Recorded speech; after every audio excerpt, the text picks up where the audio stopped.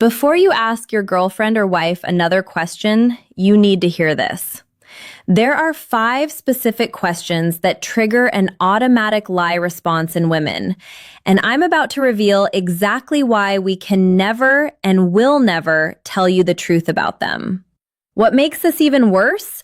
Every woman you've ever asked these questions has lied to you. Your mother lied to your father, your sister lies to her husband, your female friends lie to their boyfriends. We all do it, and we've never talked about it until now. Before I reveal these female secrets that will change how you see every conversation forever, hit that subscribe button right now and smash the like. Drop your city in the comments because I want to see how far this uncomfortable truth spreads. This channel gives you the raw female psychology that no other woman will ever admit to. These aren't white lies or protecting your feelings. These are foundational deceptions that shape how you see us, how you trust us, and how you invest your emotional energy. Every relationship you've had has been built on these 5 lies. The first question we'll never answer honestly is the one that every man asks, but no woman has ever answered truthfully. And trust me, you don't want the real number. Question 1. How many men have you slept with? I've been asked this question by every serious boyfriend I've ever had. My real number is 23. The highest number I've ever admitted to is 8. The math should tell you everything you need to know about female honesty when it comes to our sexual history. We calculate our answers based on a complex formula that has nothing to do with truth and everything to do with relationship preservation. We consider your personality, your insecurities, your sexual experience, and your emotional maturity. Then we craft a number that makes you feel special without making you feel threatened. Conservative guys get numbers between 3 and 6.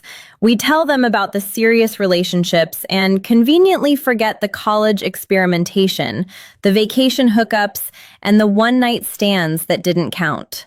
More experienced guys might hear 8 to 12. We include some of the casual encounters, but still hide the full scope of our sexual exploration. The female psychology behind this deception is sophisticated. We're not just protecting our image, we're protecting your ego and our relationship security. We know that most men say they want honesty, but the real number would haunt you every time you touched us. It would change how you see our responses during intimacy, how you interpret our sexual knowledge, and how special you feel about being chosen. We've learned to categorize our encounters in ways that allow us to minimize the count while maintaining our internal sense of honesty. That weekend with your friend doesn't count because we were drunk. The guy from the conference doesn't count because it was only once. The on and off relationship doesn't count as multiple partners because it was the same person over time. Our deflection strategies are well rehearsed. We respond to the question with counter questions about why the past matters or accusations about your insecurity. We make you feel guilty for asking while simultaneously calculating our acceptable response. We turn your legitimate curiosity into a character flaw that we graciously overlook. The brutal truth is that if we hesitate, calculate, or get defensive when you ask this question, you should multiply whatever number we give you by at least 2.5. That will put you closer to reality. The woman who answers immediately with confidence is either very inexperienced or has rehearsed her lie so many times she believes it herself. We know this deception damages the foundation of trust in our relationships. But we've collectively decided that the truth damages it more. We'd rather manage your emotional response to a comfortable lie than deal with the consequences of overwhelming honesty. But that's just about our intimate past. The question about our sexual present that we'll take to our graves is even more dangerous to your peace of mind. Second question hits the core of every man's territorial instincts, and we know it. That's exactly why we'll never give you the honest answer that would make you lose sleep. Are you attracted to any of your male friends? I've had intimate thoughts about at least 4 of my current male friends. When my boyfriend asks if I'm attracted to any of them, I always respond with the most innocent expression I can manage, while denying any attraction whatsoever. The uncomfortable truth is that we are attracted to some of our male friends. We've imagined intimacy scenarios with them. We've wondered what it would be like to be with them instead of you. Some of these friendships exist specifically because of the underlying attraction, and we maintain them as backup options for our emotional and potentially physical future. We lie about this because an honest answer would require you to accept an impossible situation.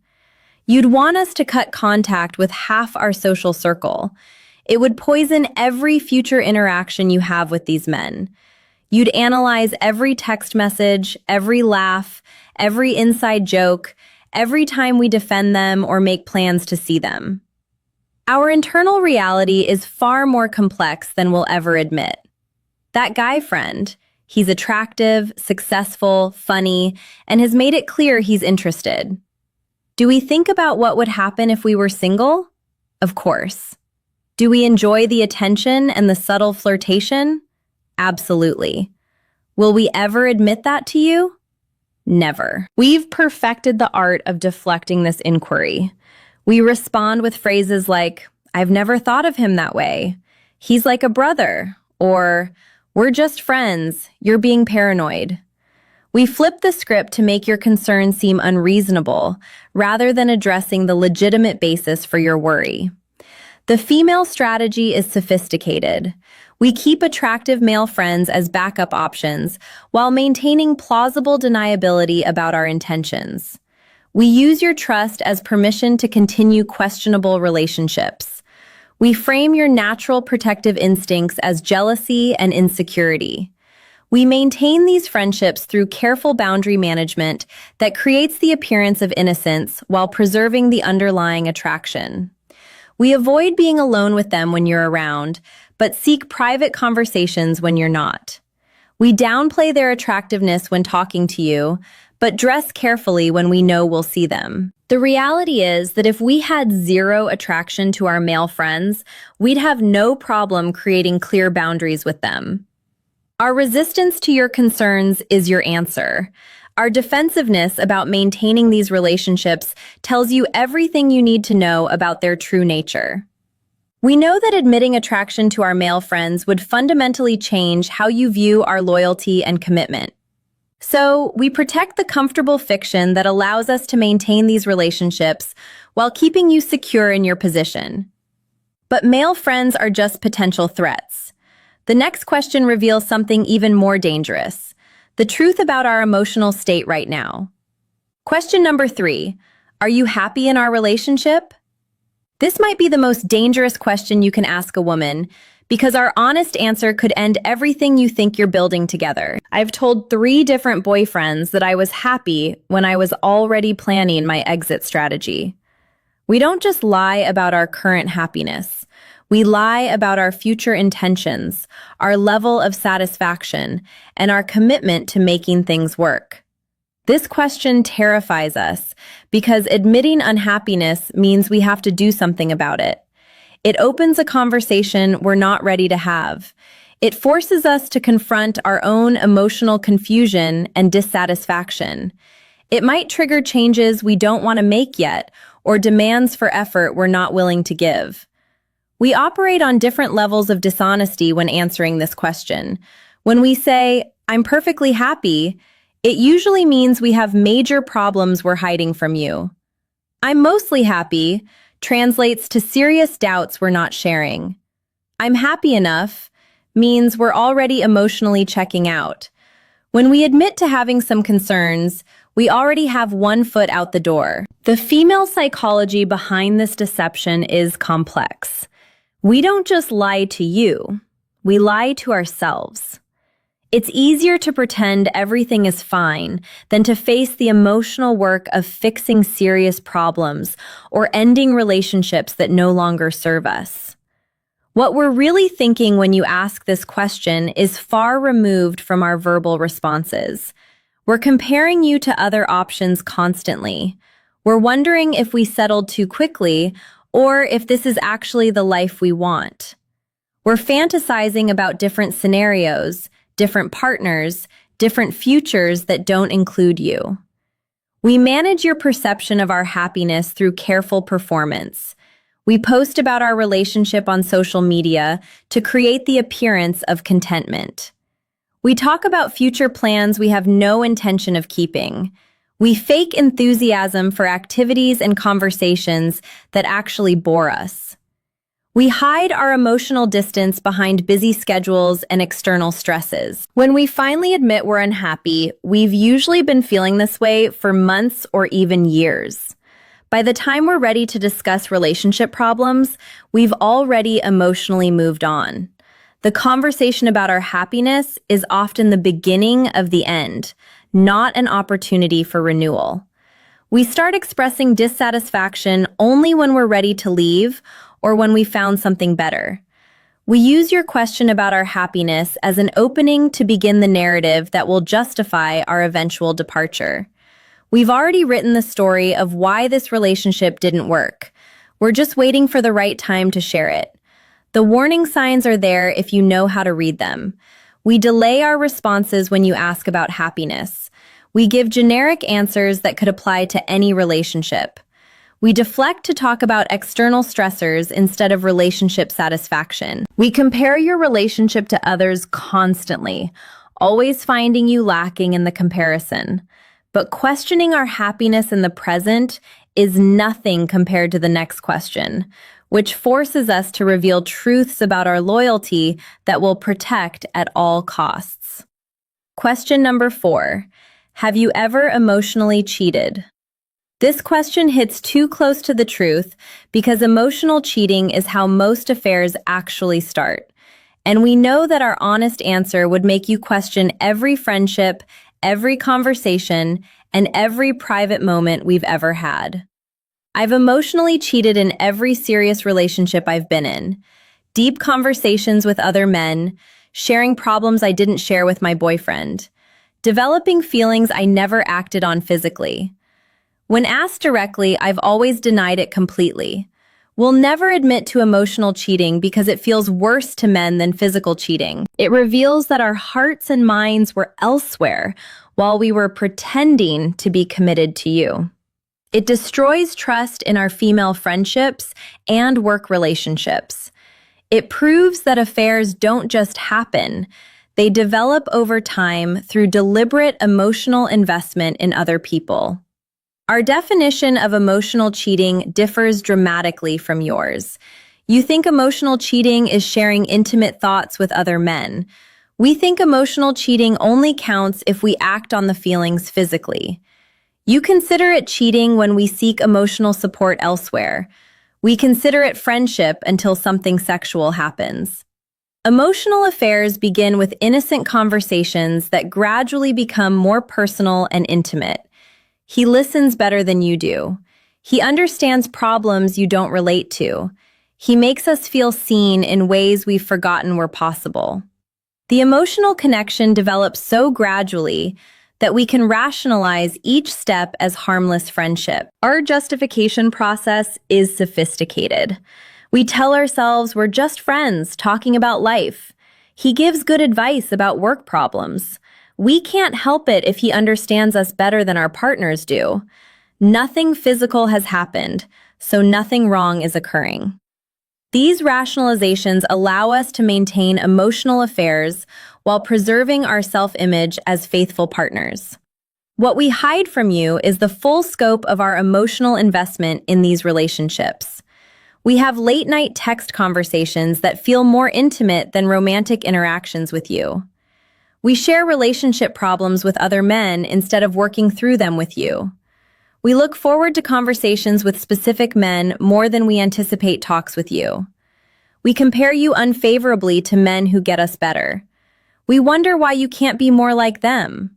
We fantasize about what relationships with them would be like. We develop emotional dependence on their attention and validation while taking yours for granted. Our deflection strategies are well practiced. We respond with complete denial and often turn the question back on you. We express disbelief that you would accuse us of such behavior. We make your questions seem paranoid and hurtful, rather than addressing the legitimate concerns behind it. The truth about our male friends is that every man in our life started as someone we found attractive or interesting in some way. We don't maintain friendships with men we have zero attraction to. The emotional connection exists because the potential for more exists, even if we never intend to act on it. If we get angry, instead of providing reassurance when you ask this question, we're protecting something important to us. An innocent woman welcomes the opportunity to ease your concerns about her loyalty and emotional investment. But emotional cheating is still something we can rationalize as innocent. The final question reveals the one truth that would destroy not just our relationship, but our entire self-image. Question number 5. Do you still think about your ex? This is the question that cuts to the core of every woman's secret emotional life. Because the truth is, we never fully get over men who marked us deeply. And admitting that would shatter the fantasy of your unique importance in our lives. I think about my ex-boyfriend at least once a week, sometimes during intimate moments with my current partner. I've never admitted this to anyone, and the shame of it makes me lie more convincingly every time I'm asked. The uncomfortable female truth is that we do still think about our exes, especially the ones who got away. Some exes remain emotional benchmarks for all future relationships. We compare your performance, your personality, your potential to theirs. Certain exes retain a permanent place in our fantasy life, regardless of our current relationship status.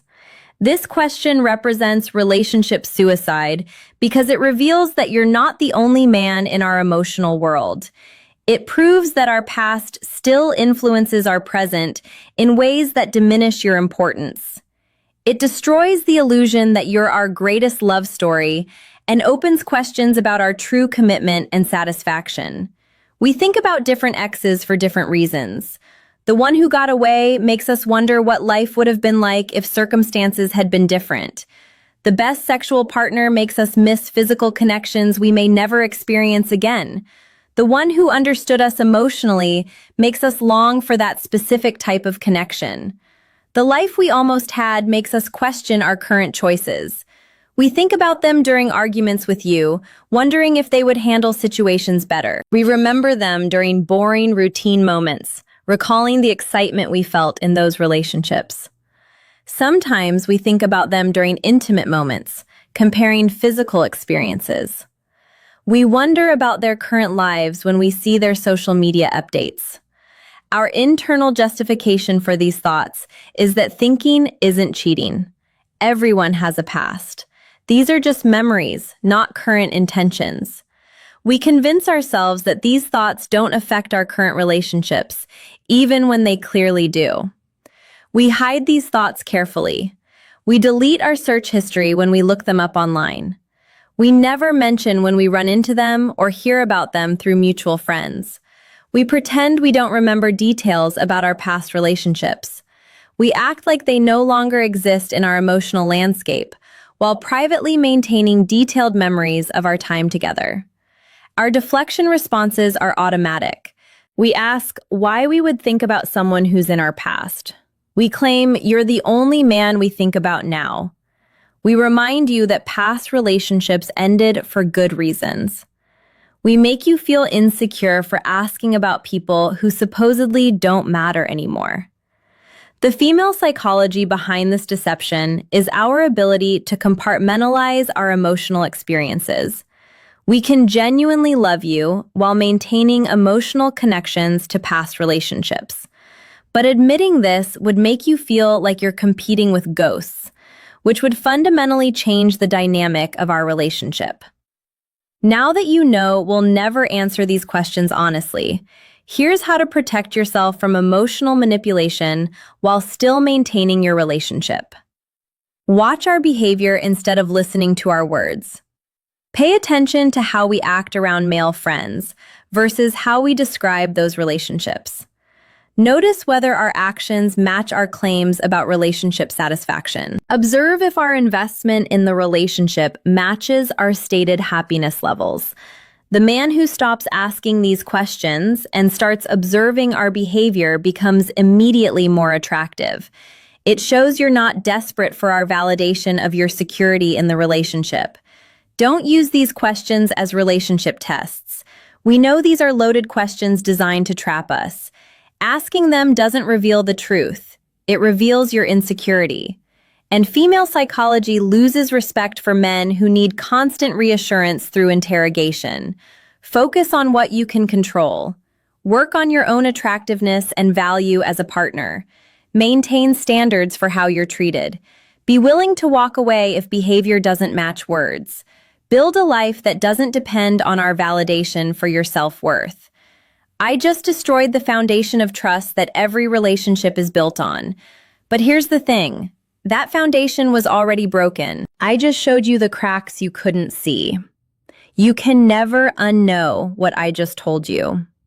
Every conversation you have from now on, you'll remember these 5 questions and wonder what else we're not telling you. And honestly, you should wonder. Stop expecting honesty from questions that have never received honest answers. Start building relationships based on actions, not words. Start trusting your instincts instead of our explanations. If this video opened your eyes to truths you've been sensing but couldn't name, hit subscribe now. Share this with one man who needs to hear it, but be prepared for the conversations it will start. Comment below if you've asked these questions and got the responses I described. Let's see how many men recognize these patterns.